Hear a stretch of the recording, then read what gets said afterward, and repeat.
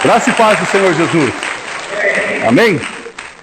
É uma satisfação muito grande, uma alegria imensa, né?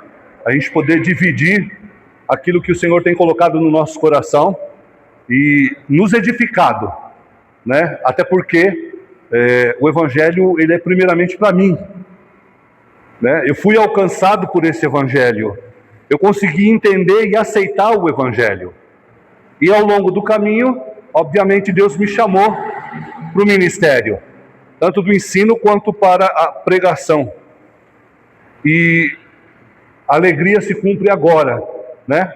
De poder, com pouquíssimo tempo, de pensar numa mensagem, mas a gente sabe que aquilo que já foi, e o que está sendo, futuramente vai se repetir novamente. Hoje nós vivemos, como diz o meu amigo Cabelo, a terceirização do problema e a terceirização da culpa. E isso é tão difícil, isso é uma realidade tão grande, que impede que você se avalie. Eu vou mostrar pelas Escrituras como isso é tenebroso. E essa falta de uma autoavaliação, a falta do conhecimento do Evangelho, a falta de uma introspecção e a cultura que existe hoje no mundo, como interfere na sua capacidade de julgamento, para dizer se aonde você está agora é real, é verdadeiro, se os efeitos das Escrituras, elas estão se cumprindo de verdade em você, se você está de verdade no verdadeiro Evangelho. Eu não consigo avaliar a sua mente. Então eu vou tentar ao longo desses 30 minutos, expor para você de uma maneira em que você tem que entender e sempre se avaliar em relação à sua crença, em relação àquilo que você tem como o Evangelho que te alcançou. E você vai perceber que existe similaridades muito próximas em relação à interpretação do Evangelho. Porém, ele não vai te levar ao caminho da salvação. E eu vou provar isso para você. Porque nós estamos num reduto fechado, onde aqui está sendo anunciado palestras, incentivo. Mas qual é a diferença de um testemunha de Jeová? Porque lá também tem público. Qual a diferença numa Assembleia de Deus? Porque lá também tem público. Numa congregação cristã? O que é que segura essas pessoas lá? Então essa é a avaliação que você tem que fazer em relação ao que vai acontecer nessa noite. Pai bendito, queremos te agradecer, Senhor, e que acima de tudo, de qualquer coisa, apenas Jesus seja a razão de aparecer, porque Ele é o autor do Evangelho, e a proposta original que o Senhor deu é a vida eterna, e para alcançar esta vida eterna, existem alguns critérios. Então nos auxilia, Senhor, nesta noite, para a comum crença entre nós, a fim de que o Senhor, com o seu Espírito Santo, possa nos convencer. Longe esteja o orgulho, a arrogância, a prepotência, a imposição, mas o brilho suave, Senhor, o aroma do teu perfume, possa percorrer esse auditório hoje, e o Senhor ser enaltecido, enobrecido, como o Senhor de todas as coisas. Em nome de Jesus, amém. Apocalipse 3:15.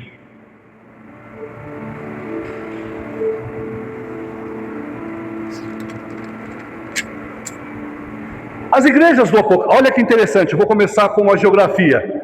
As igrejas do Apocalipse que são referidas aqui, Éfeso, Esmirna, Laodiceia, Filadélfia, né? Elas foram, a grande maioria, implantadas por Paulo. Se não foi por Paulo, foi por discípulos de Paulo. E se não foi por discípulos de Paulo, foi pelo povo de Éfeso, que recebeu a palavra, se tornaram missionários e expandiram. Essas igrejas hoje, no mapa atual, elas estão inseridas na Turquia. Inclusive no Apocalipse ele fala que essa região é o trono de Satanás. Agora presta atenção. O evangelho foi pregado naquela região.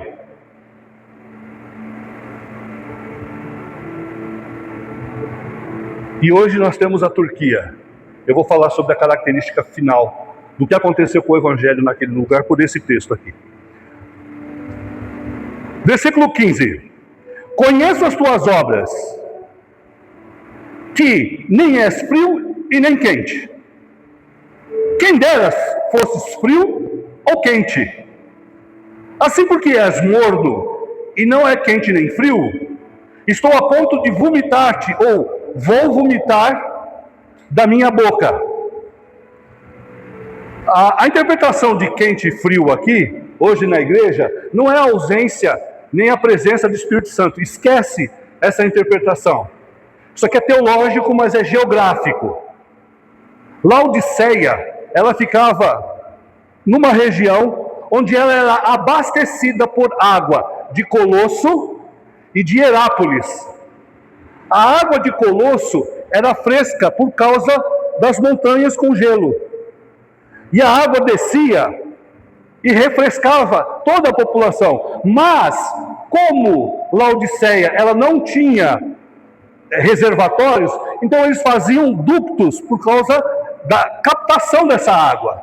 Só que essa água, quando chegava na cidade, ela já não estava mais fria, nem fresca. A mesma coisa acontecia com Herápolis. Herápolis tinha a água vulcânica, e elas eram ricas em minerais. E as pessoas procuravam aquela região como termas curativas. Ela era boa para reumatismo, artrite, doenças dermatológicas, circulação, porque a água quente, fora o bem-estar que aquilo produz, né, na pessoa quando ela imerge. A baixa pressão, dá aquele relaxamento, e a pessoa, ao se levantar dali, se levanta um pouco mais mole, um pouco mais, aí procura uma água fria, reativa, e a sensação de bem-estar, ela aumenta. Só que essa água, não é canalizada, mas ela fazia aqueles ductos em céu aberto, até chegar no local de Laodiceia, a temperatura dela era morna. Então a água de Laodiceia era ruim. E quando Jesus ele se refere a João, porque o que dá a impressão aqui é que João, ele era a pessoa, depois de Paulo, quando ele já está quase no finalzinho do século I, João é que tomava conta dessa igreja. Por isso que ele recebe a revelação das igrejas do Apocalipse, porque era ele que cuidava, ele supervisionava. E a revelação veio para que ele distribuísse as orientações para cada pastor, para cada ancião, que é chamado nas Escrituras como ao anjo da igreja de Laodiceia. Jesus ele está se referindo nesta passagem que a água pela qual ele vinha buscar, ao invés de provocar cura, não resolvia nada. Ele procurava uma água para beber, mas que também não refrescava. Beber água morna, no sentido que Jesus fala, provocava a morte. A vontade de vomitar. Essa é uma, para algumas mulheres aí que conhecem hiperêmese gravídica, né? Vomita desde o começo da gestação até o bebê nascer. Aí pergunta se ela vai querer ter outro filho depois. Jamais. Por causa dessa sensação de vômito. Prefere a morte do que ter outro filho. Jesus se aproxima desta igreja, querendo beber uma água lhe satisfizesse. Só que ele não Encontrou. Olha aqui agora.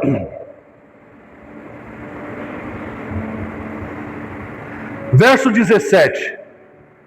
Agora aqui é o significado da água morna.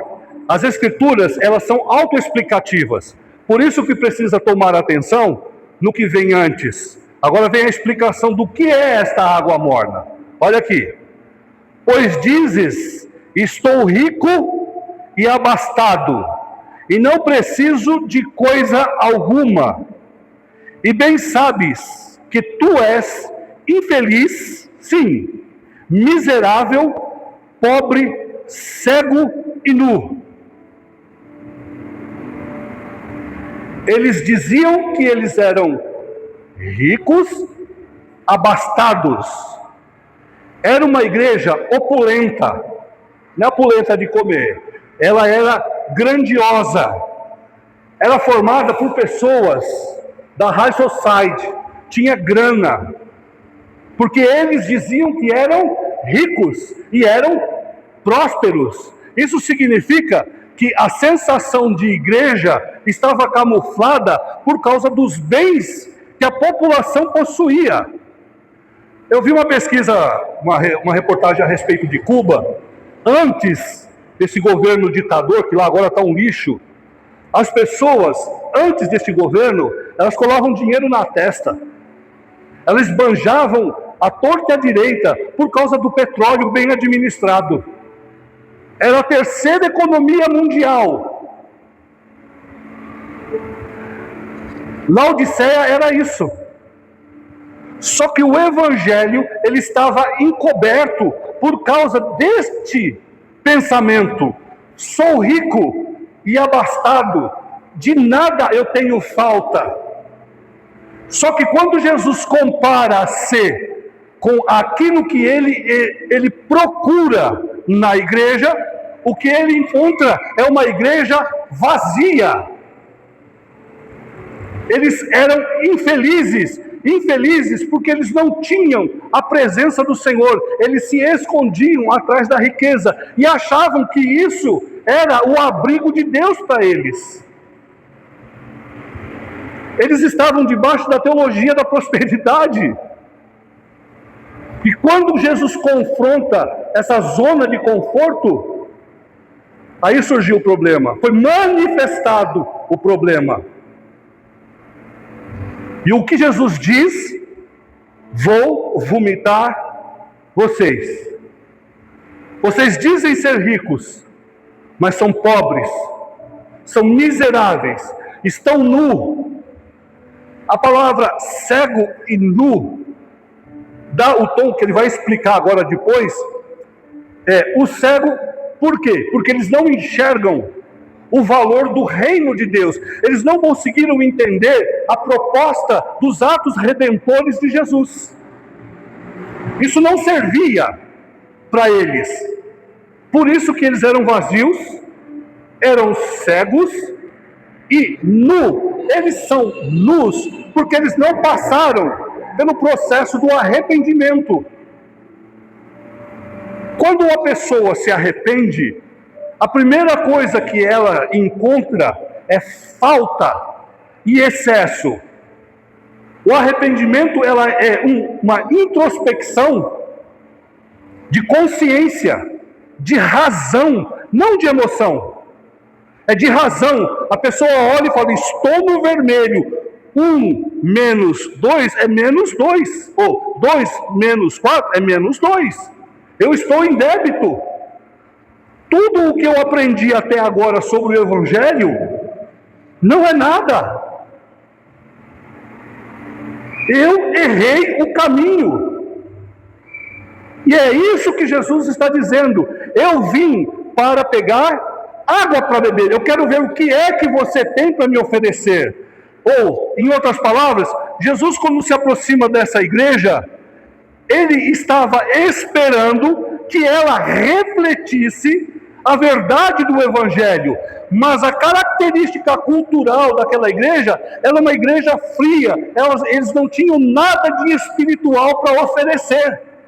Todo o Evangelho, todo o esforço que o apóstolo Paulo fez os seus discípulos, o povo de Éfeso fez, quando chegou no Apocalipse, em João, tudo isso ruiu, desmoronou em Laodiceia. E foi exatamente nessa hora que Jesus foi procurar a resposta do Evangelho naquele lugar. Está conseguindo entender? Verso 18. Aconselho-te que de mim compres ouro refinado pelo fogo, para te enriqueceres,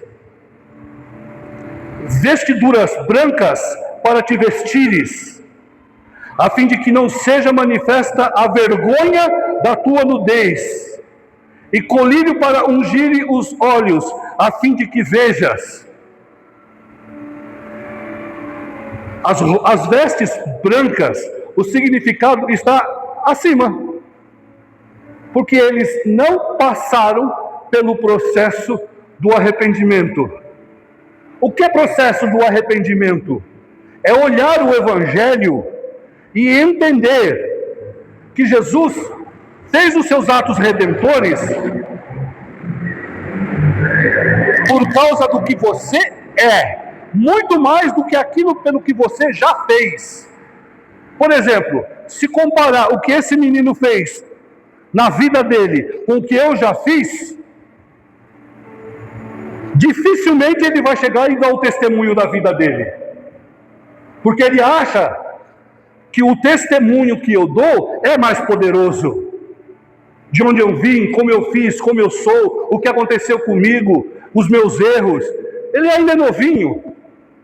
Mas nós não somos avaliados pelo Senhor por aquilo que fizemos.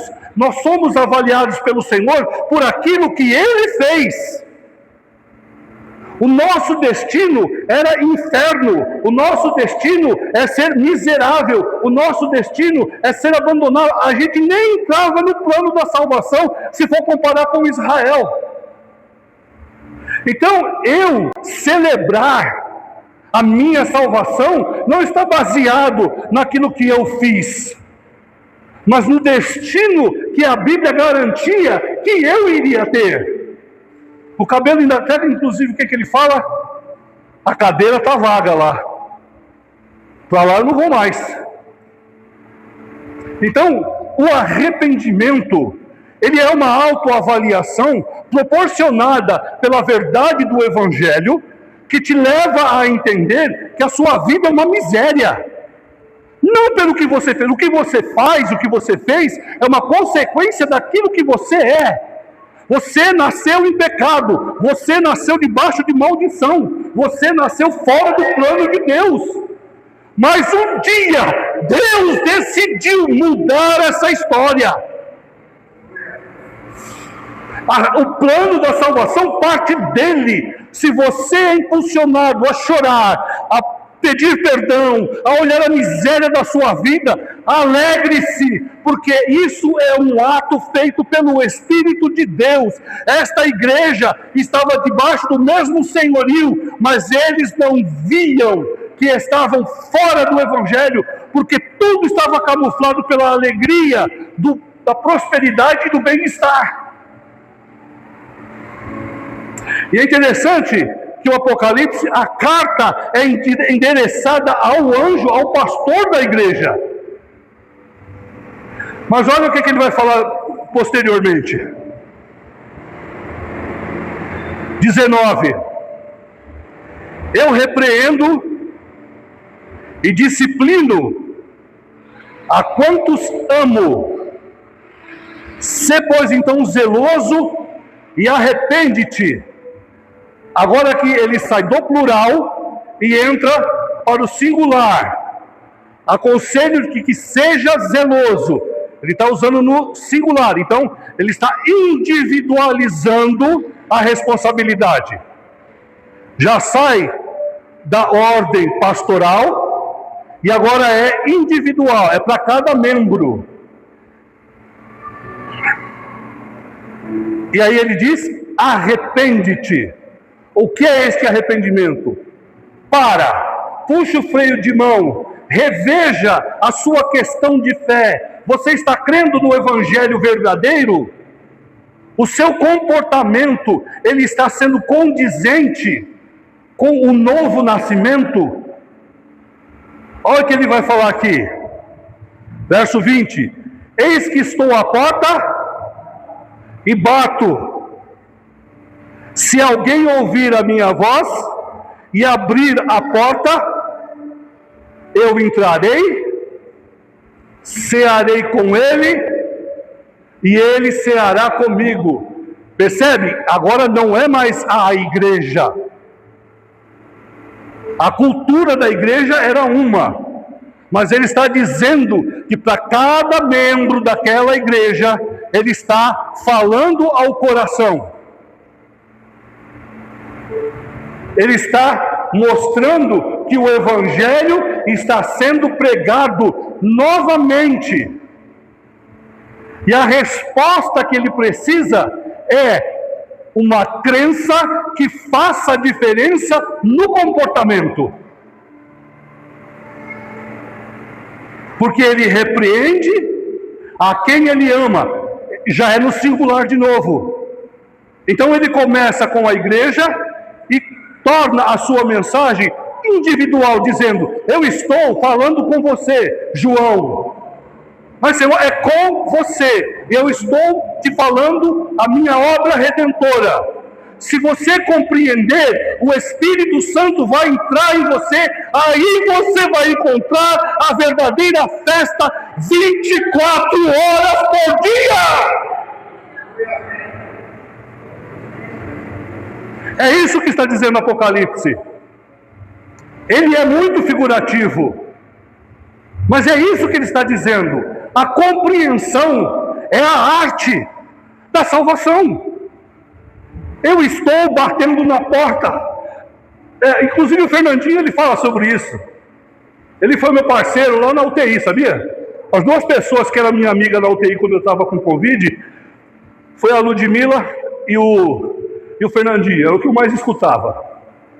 Inclusive o Fernandinho, ele tem uma fala que ele diz assim: vocês estão fazendo festa, vocês estão se alegrando, vocês estão cantando, vocês estão prosperando, mas eu estou do lado de fora. Você consegue temer isso? Não terceiriza o problema, não terceiriza a culpa.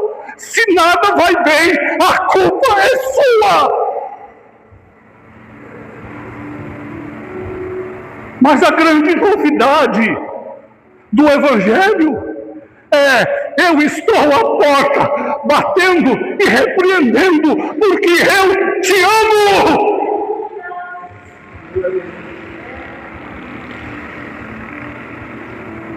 Esta é a verdade do Evangelho. Eu tenho que olhar para mim e ver onde eu pisei, o que eu fiz. Eu tenho que olhar para mim e rever o meu conceito, não de agradar a igreja, se eu agrado ao Senhor, porque é Ele que está batendo na minha porta. Não é um testemunho de Jeová, não é as mensagens do YouTube, é o Senhor que bate na minha porta, perguntando se eu estou ouvindo.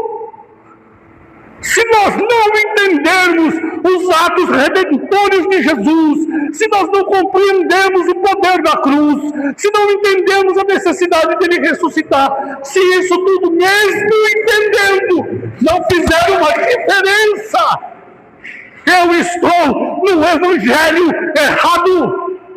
Estou me esforçando, estou contribuindo, estou me fazendo, mas não tem valor para a salvação. Porque o exemplo é esta igreja.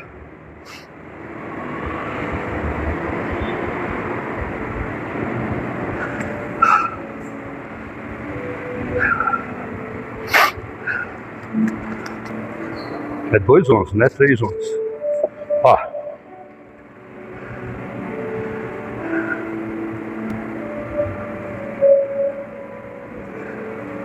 E por este motivo, pois, é que Deus lhes manda a operação do erro para darem crédito na mentira. Deus envia a operação do erro para dar crédito na mentira. E aqui ele diz, dessa maneira, se referindo à vinda do anticristo. O anticristo, nós não sabemos agora, nesse exato momento, afirmar 100% que ele está, mas também não podemos afirmar 100% que ele não está. Mas o mistério da iniquidade já começava a operar quando o Apocalipse foi escrito. Existe alguém segurando. Se você olhar ali, muitos querem dizer Paulo, outros querem dizer que é o Espírito Santo, mas eu procuro dizer que é um anjo. Um anjo está segurando, está impedindo que o anticristo se manifeste, até que ele seja retirado, então o iníquo vai aparecer. Mas enquanto o iníquo não aparece, o meio ambiente, o cenário já está sendo montado para que as pessoas venham acreditar que o anticristo é o salvador do mundo. Todo o veículo de comunicação, quer seja de internet, quer seja de TV aberta, as notícias, todas elas apontam para o conformismo de que todos devem aceitar a situação como ela é. E isto é uma preparação para aceitar o anticristo da maior forma natural. E quem serão essas pessoas que não discernirão que este anticristo, que este espírito, que esta iniquidade é a operação da estrutura, a construção da mentira? Quem são as pessoas que estão sendo levadas, arrastadas, para darem crédito ao anticristo? Ou para darem crédito na preparação de uma cultura anticristã? São exatamente as pessoas que não deram crédito aos atos redentores de Jesus. São as pessoas que tiveram uma simpatia, uma proximidade com o Evangelho, mas este Evangelho não lhes fez efeito. Estas pessoas estão suscetíveis às mentiras que acontecem o tempo inteiro. Há um horror acontecendo nas igrejas neopentecostais. Tudo que acontece lá dentro, nada parece com o Evangelho. Já existe igreja batista fazendo casamento gay. Então, irmão, levanta a tua mão aqui, louva a Deus, porque ainda você tem um pastor que não negocia com aquilo que está errado. Domingo após domingo, ele faz uma autoavaliação da tua vida, para que você veja. É cansativo, mas no céu tudo vai passar e você vai ver que valeu a pena cada repreensão que o Senhor deu, porque Ele é o anjo pelo qual o Senhor primeiro vai falar. Se nós não viramos a página, se as mensagens não mudaram, é porque nós ainda estamos errando. Ele não é pastor que precisa de uma igreja. Nós somos a igreja que precisamos de um pastor. Entendeu a diferença? E se o que nós temos ouvido é para nós temos que tratar com isso. A Turquia hoje, 99% da população é muçulmana. Ser muçulmano é cultural. Lá pode entrar a Bíblia. Lá pode ter pastor. Mas a cultura lá é nacionalista. Ser muçulmano já é de carteirinha, a pessoa já nasce muçulmana. Ela é totalmente doutrinada a absorver a cultura muçulmana desde criança, assim como era o católico no início. Aí tem até as caças à bruxa. Essas pessoas são assim. Pregar o evangelho ali é você incomodar a cultura do lugar. Você está infringindo uma cultura nacionalista. Você é visto como um perturbador da ordem nacional. É mais do que proibir a Bíblia. Se você parar e pregar para uma pessoa, essa pessoa se sentir incomodada, ela vai lá, faz denúncia sobre você, seus bens são caçados, você perde as suas amizades, você não tem como viver mais lá. E aonde a Turquia é? Onde o apóstolo Paulo passou pregando. Sabe o que isso nos dá uma ligação? Eis que estou à porta e bato. Só que eu procurei água fria e vocês não tinham.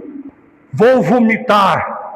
A Turquia pode ser classificada exatamente como uma nação que rejeitou os princípios, o Senhor virou as costas, hoje é o trono de Satanás, as pessoas são muçulmanas e o evangelho não vai mais entrar lá.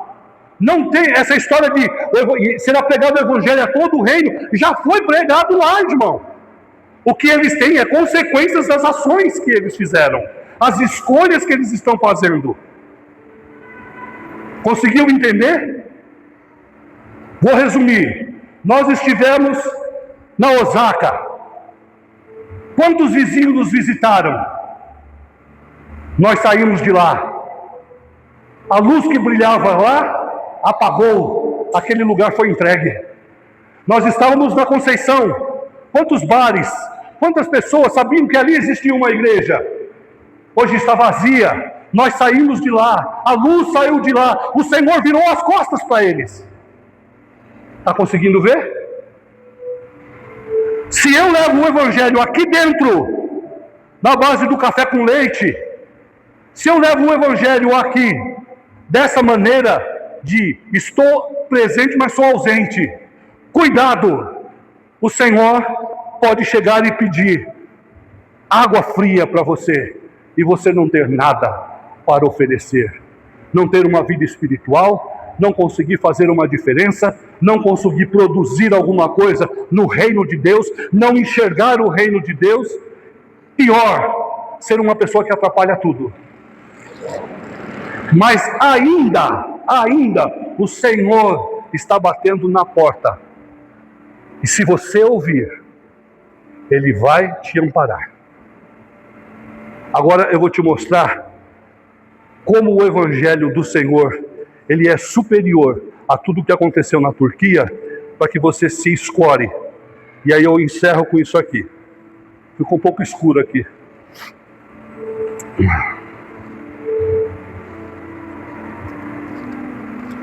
Ó, Apocalipse 12.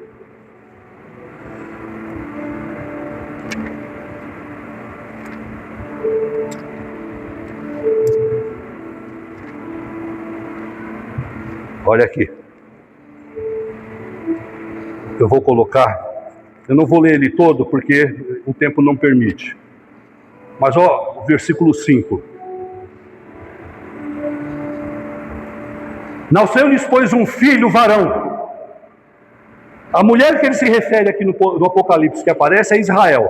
Não é Maria propriamente dito, mas é Israel que gerou a Cristo. Um filho varão, ou seja, um bode, não é cabra macho, porque cabra é fêmea, né? Então, um bode macho, é um homem de valor, um varão, que há de reger todas as nações com cetro de ferro. Um filho varão que vai governar tudo com cetro de ferro. E aí, o seu filho foi arrebatado para Deus e ao seu trono.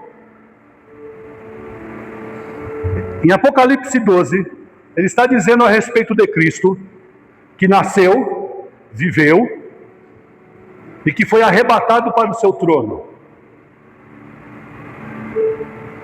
Miguel, o arcanjo, que é o príncipe de Israel, Israel não foi invadido, porque se você ler na vida espiritual de Israel, Miguel é o príncipe de Israel. Dessa vez, tudo que tentaram fazer para invadir Israel, não conseguiram, porque Miguel estava lá.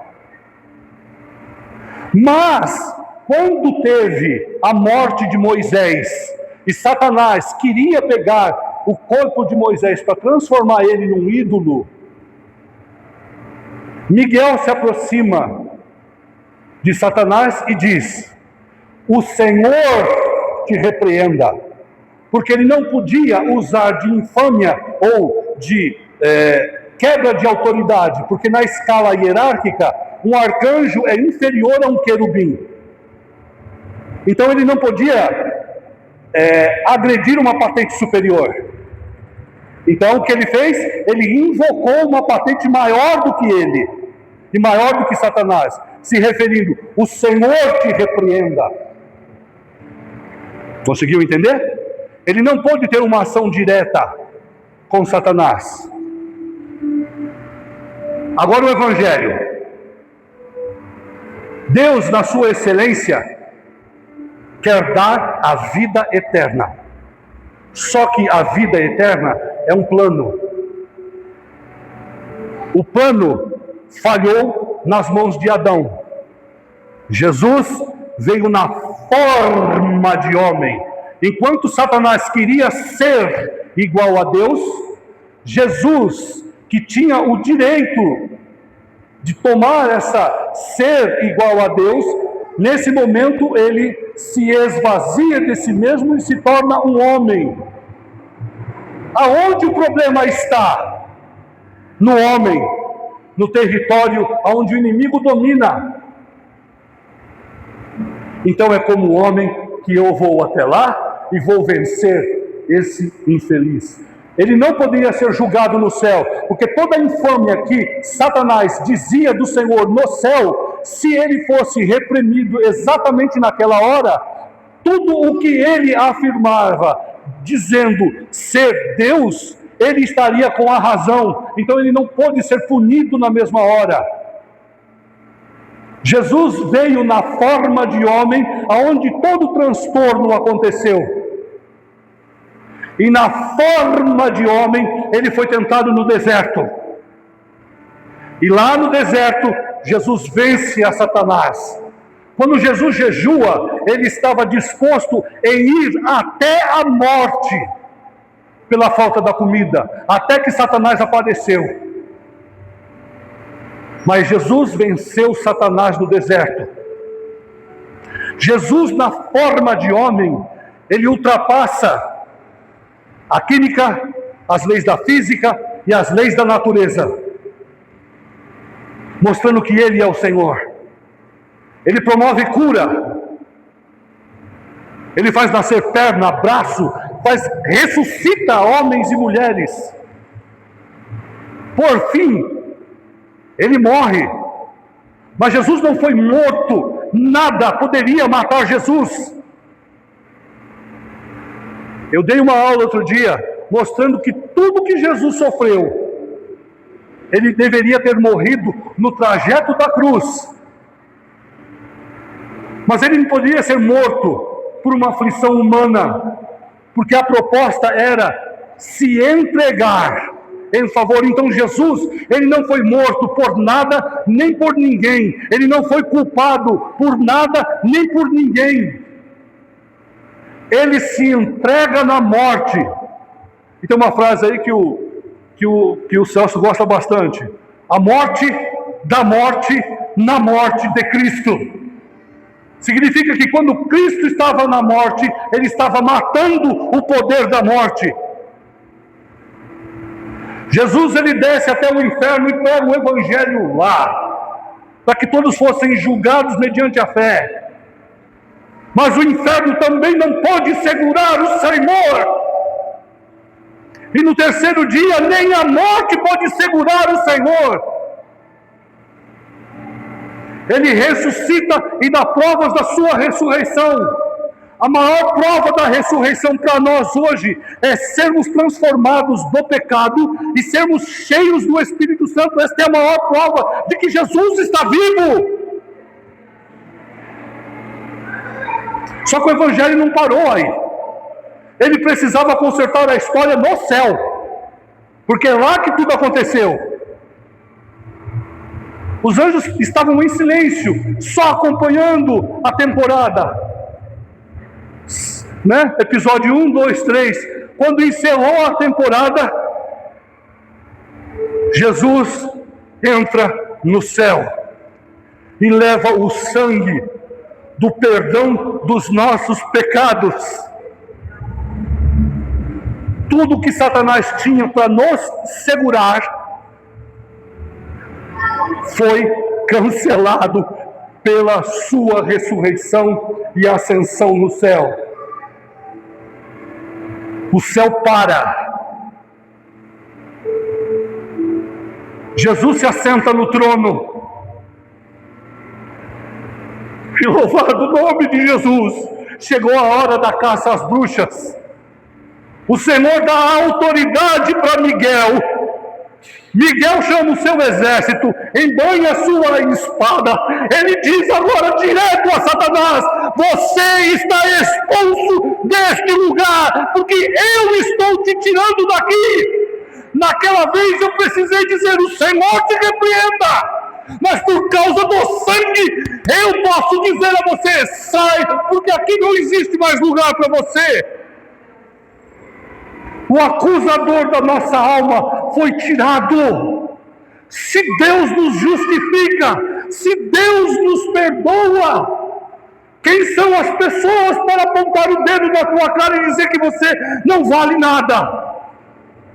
Ou como você diz a você mesmo: eu não valho nada. Olha para o Evangelho. O Senhor está pedindo água para você agora.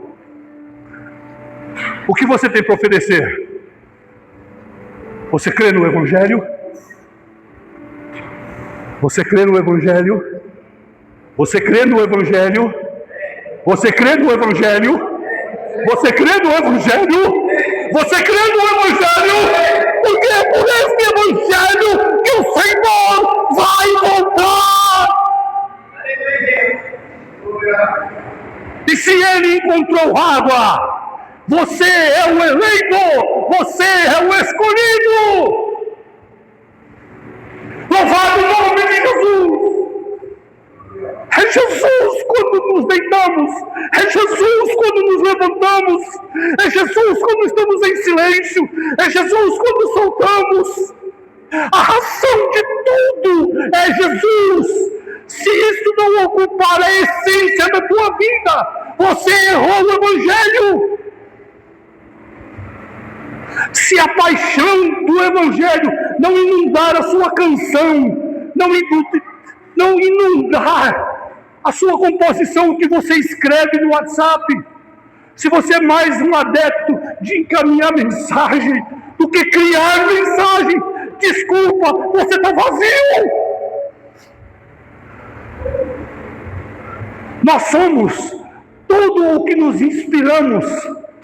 O que nos inspira é o que somos.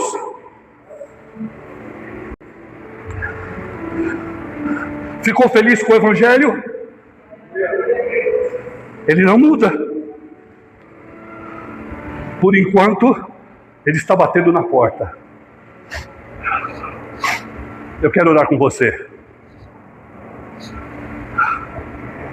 Você que se sentiu impactado com o Evangelho, com a mensagem de hoje,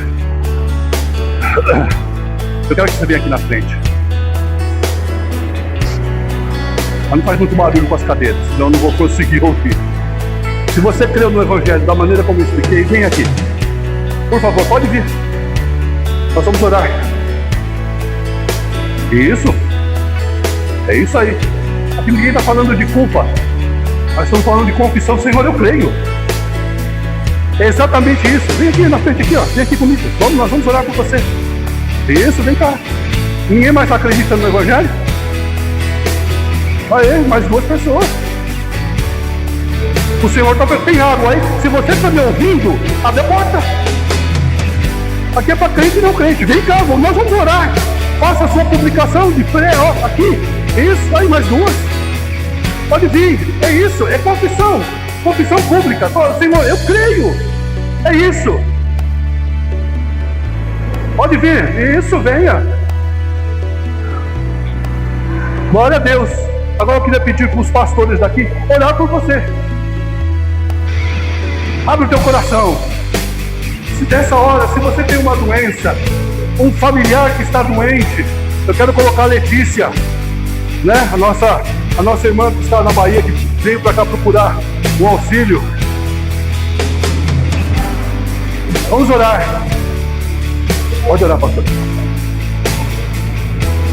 Bendito seja o nome de Jesus. Louvado o nome de Jesus. Bendito o nome do Senhor. Ali, nos ajuda aqui. Glória a Deus. Glória a Deus. Está chegando o reforço. Glória a Jesus. Está chegando o reforço.